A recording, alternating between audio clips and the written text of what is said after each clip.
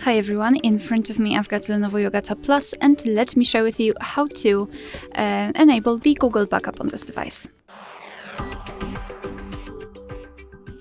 So let's start with opening the settings, and here in this left section scroll down to find General Settings.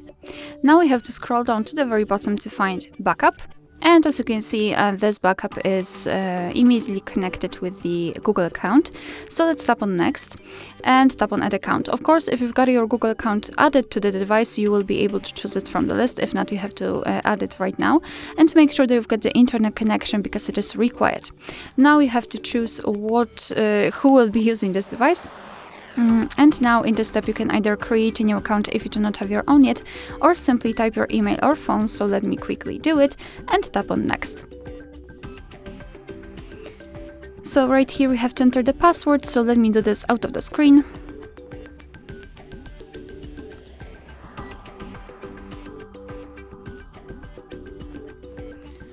Alright, and tap on Next.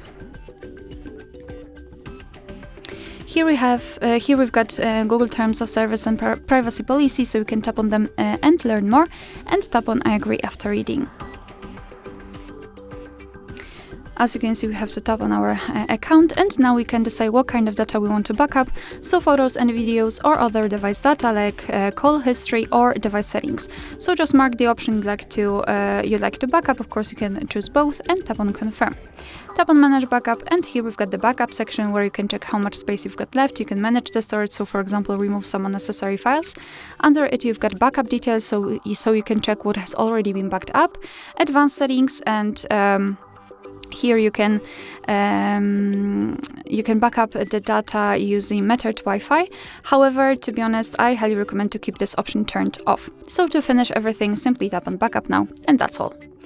Alright, so that will be all. Thank you so much for watching. Please hit the subscribe button and leave the thumbs up.